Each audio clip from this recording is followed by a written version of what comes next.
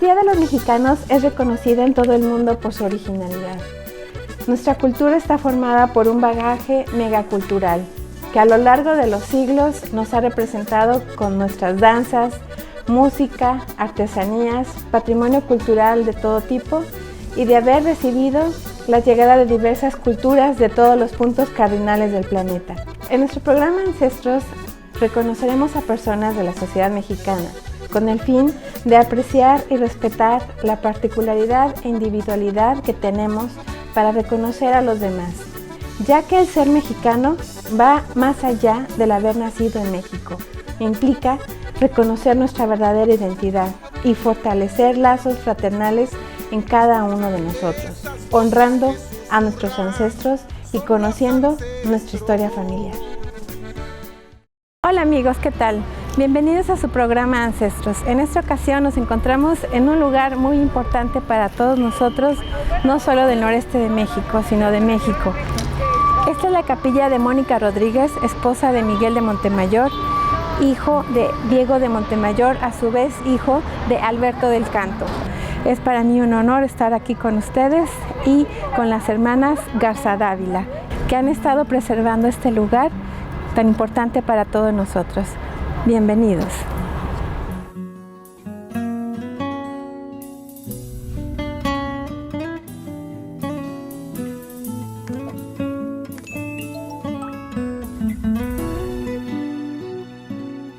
¿Qué tal amigos? ¿Cómo están? Nos encontramos aquí en la capilla Mónica Rodríguez.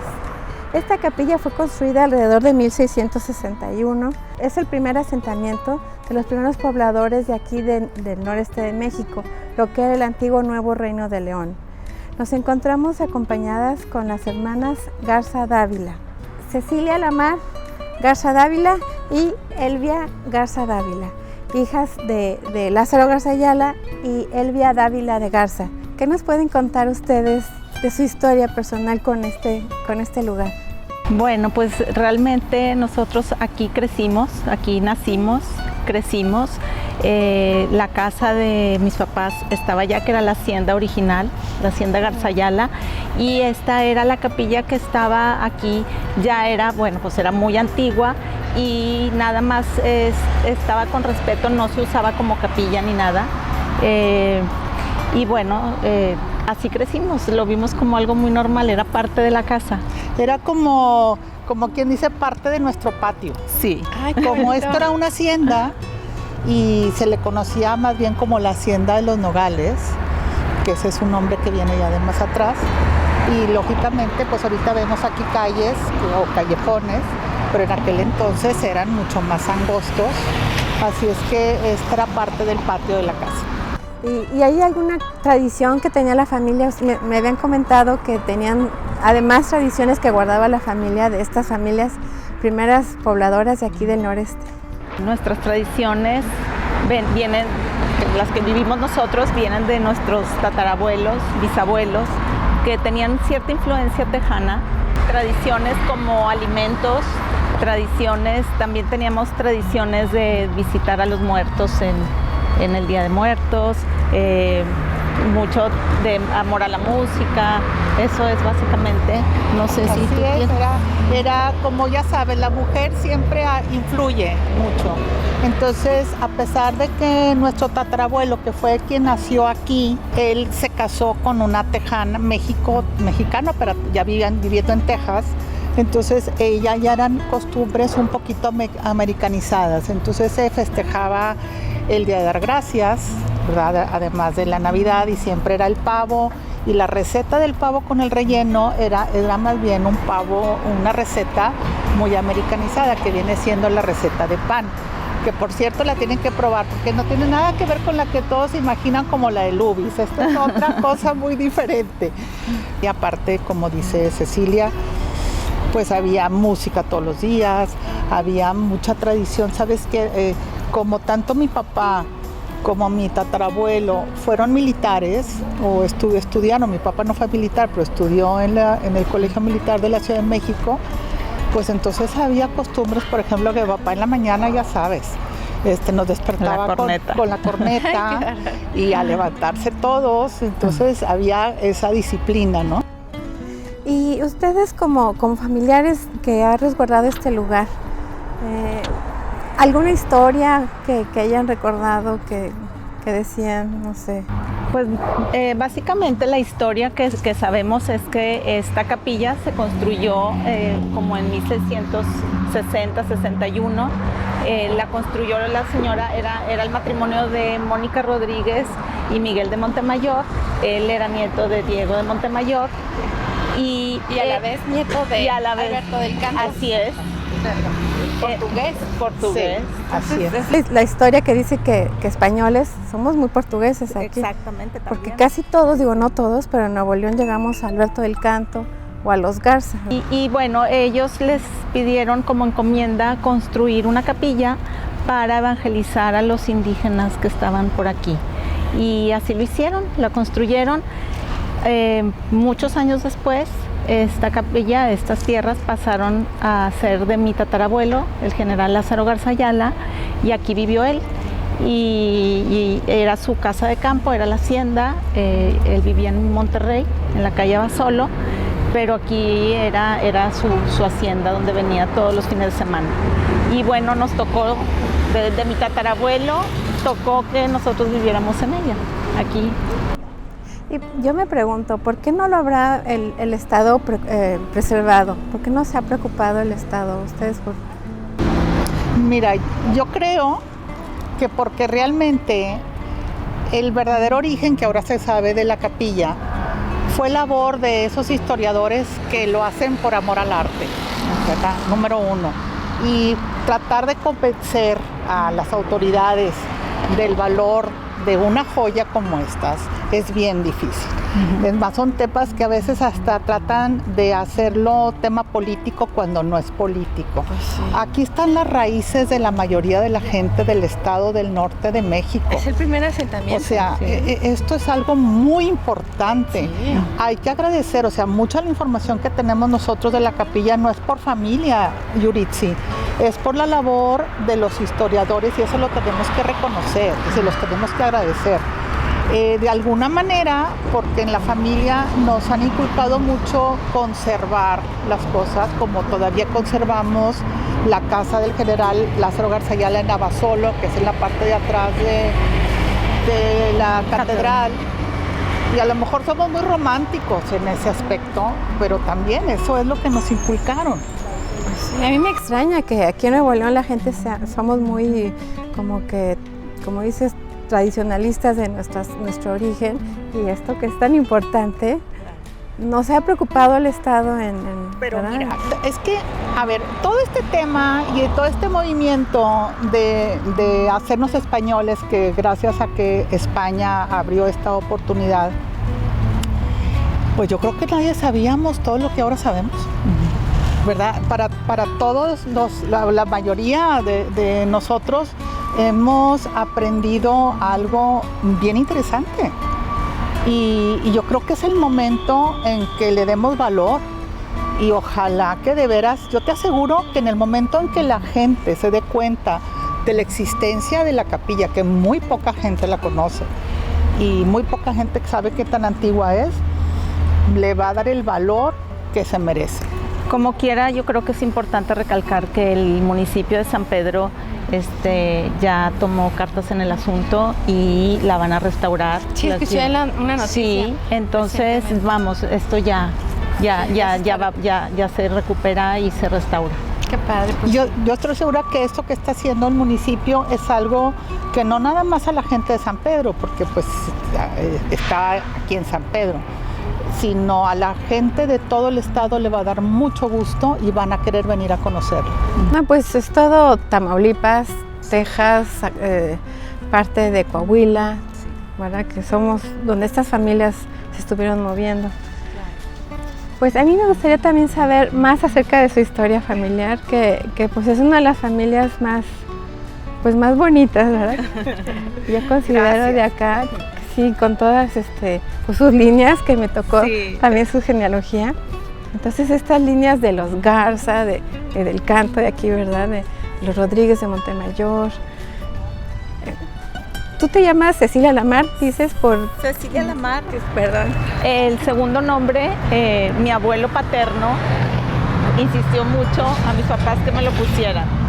Él, su bisabuela se llamaba Carlota Lamar B, hija de un comandante de Texas, entonces, que venía de Inglaterra él.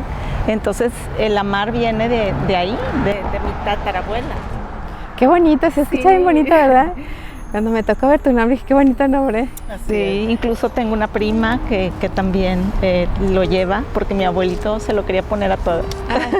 Exactamente, le gustaba mucho ese nombre. Sí, le gustaba mucho. Un general confederado muy importante. Sí.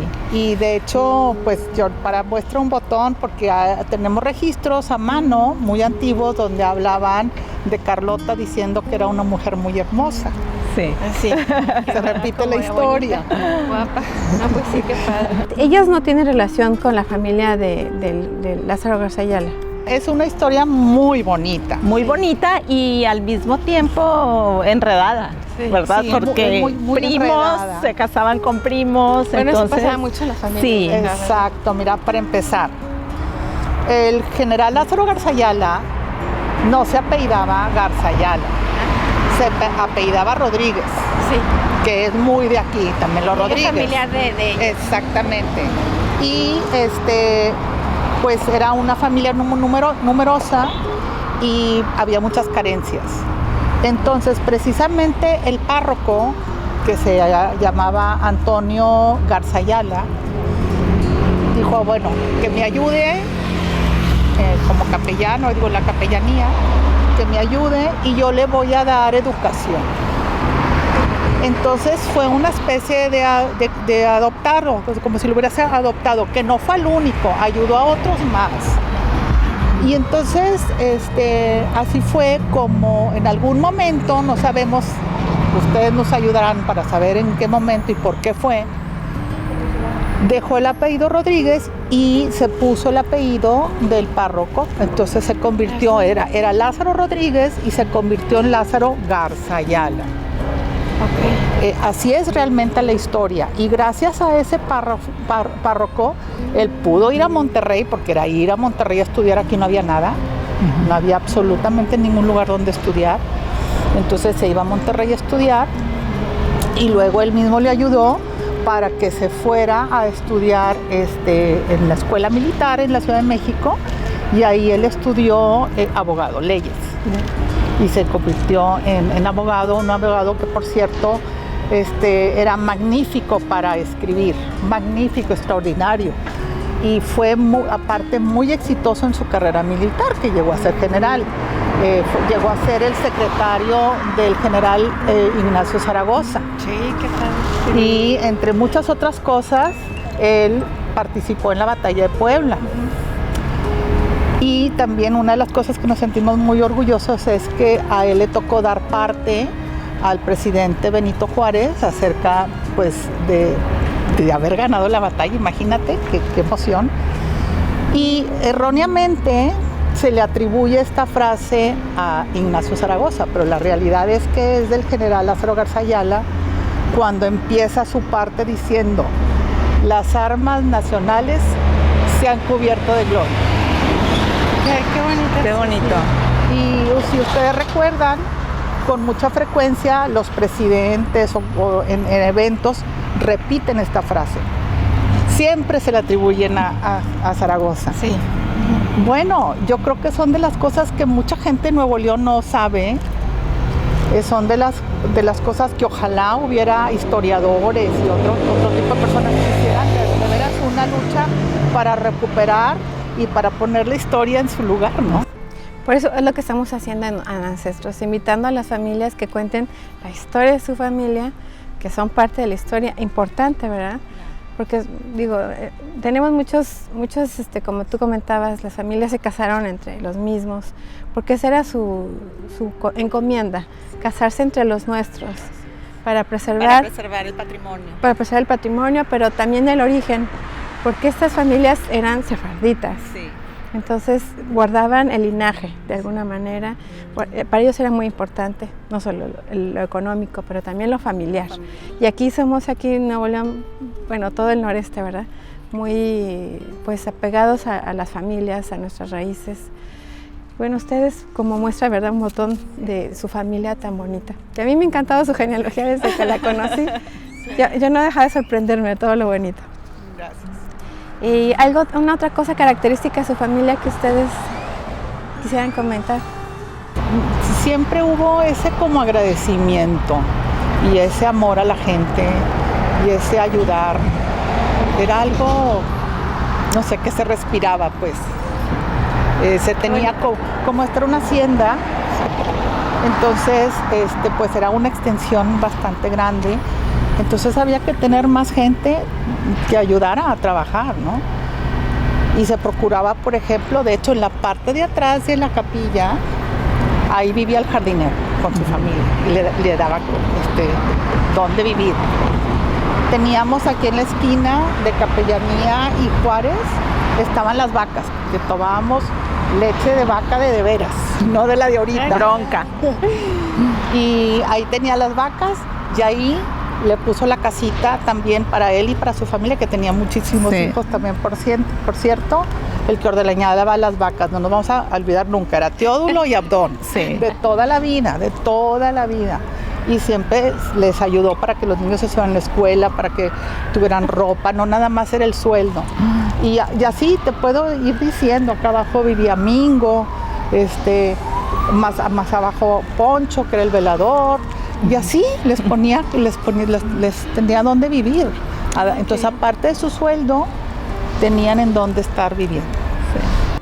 Muy noble, ¿verdad? Más característico del, ¿no? Como emprendimiento regio. María, María la cocinera, junto con el chofer, también tenían donde vivir. O sea, todo el mundo le daba donde se podía, le daba hasta casa. A mí me gustaría, porque de las que he estado haciendo ahora de Portugal, son los que más nos aprueban aquí para nosotros, los de Alberto del Canto. Entonces, de alguna manera es la familia de Alberto del Canto, ¿verdad? Miguel de Montemayor y Mónica Rodríguez. Sí. Entonces, me gustaría hacerles llegar esta información con plática con ustedes, porque me gustaría que enteraran, ¿no? De dónde, porque este es el asentamiento, ¿no? Qué importante es. Sí. Yo no veo otro lugar más importante aquí en Nuevo León que aquí, ¿verdad? O sea, porque aquí se asentaron. Entonces, que te escuchen, Yuri, sí, que te escuchen, eso es bien importante. Sí. Todos deberían de querer venir, estar aquí. Claro, no queremos que vengan mientras no esté resguardada, porque como puede venir gente que no hace daño, puede venir gente que sí hace daño, pero sí que darle el valor. Sí, es que qué valor tiene, de verdad, y yo me siento triste que no está, como dices tú, conocida, nadie la conoce casi, ni dónde está, ni que existía. Dijo el productor que no la había visto tampoco. Aparte entras, y no sé si entraste, te da una sensación muy especial. Como de calma. ¿Verdad? Como de calma. Hay algo ahí adentro. Tiene una energía especial. Una energía muy especial. Muy linda. No, aparte yo de imaginar que aquí estuvieron fue emocionante, me emocioné mucho. Porque pues sí, yo le tengo mucho reconocimiento a estas familias que vinieron desde allá y que son portuguesas, ¿verdad? Claro. Que de alguna manera estuvieron entre la raya de España y Portugal, pero son portugueses. Sí. Y esta es nuestra historia. Si pudieran hablar esas paredes, ¿cuántas historias pudieran contarnos, verdad? Sí, todo el lugar. Claro, es algo muy bonito y que pues darlo a conocer en ese aspecto, ¿verdad? Sí, yo les agradezco mucho esta oportunidad de que me diste, Elvia, tú siempre tan linda. Encantada. Esta oportunidad de hablar aquí de este lugar. Es una joya invaluable. Punto. Y si no, se tiene que traer gente muy especial en que conozcan cómo restaurar esto. Pues sí, qué bonito, me gustó mucho.